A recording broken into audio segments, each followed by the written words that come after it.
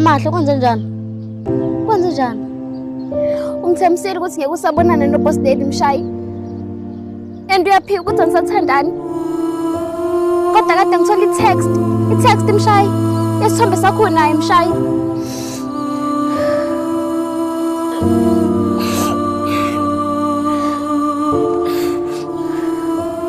Ngithweni lo test? Yona into ebalulekile lo Mshayi. Ngithola manje ngoba ngibhizi ngilandelana nawe.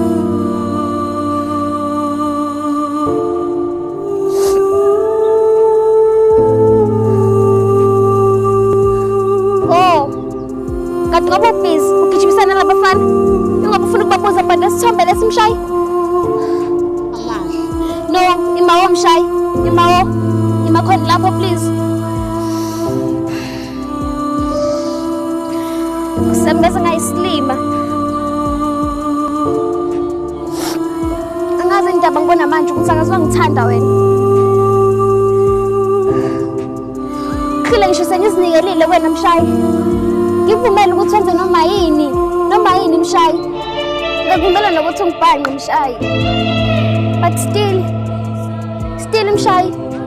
Kuyafana nje nokuthi bengithela amanzi emhlane wedada. And I just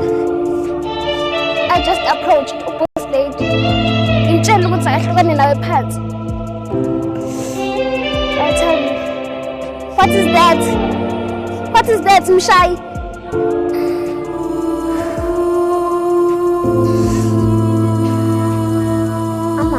Imawo Mshayi, imawo. Mshayi ipholile inhliziyo yami. And kuyimanje sengibona ngintombazane eshodayo. Angazi nokuthi ngishoda ngani Mshayi. What more do I have to have to deserve your true love Mshayi?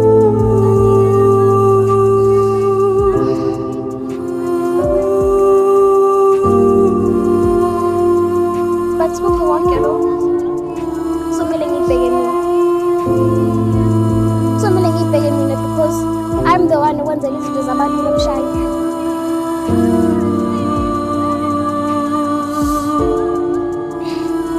I was so obsessed about winning your heart Mshayi. But only to find out because of your Boss Daddy ayikho mina.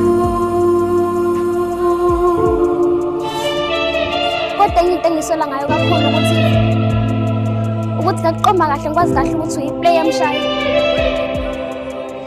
Ngazi kahle ukuthi umfana une-pride. Uyazi ukuthi sonke amantombazane ayakuthanda. But ngaba yislima enough to believe ukuthi mina ngizokwazi ukushintsha. Ngicela usithandane nabantu.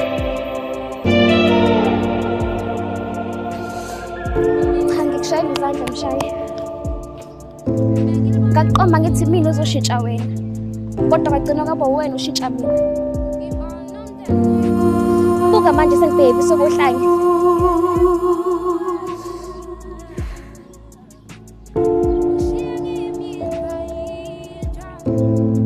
Amahle please. Cela sikhulume. No Mshayi. Ayiseke into soyikhuluma mina nawe. Ngikunikile inhliziyo yami na wakhetha ukuyiphula. Wakhetha ukuyidlalisa kwebhola.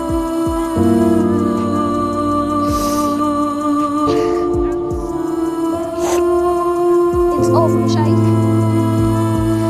Phelile phakathi kwami nawe. Amahle please. Cela ungayenzi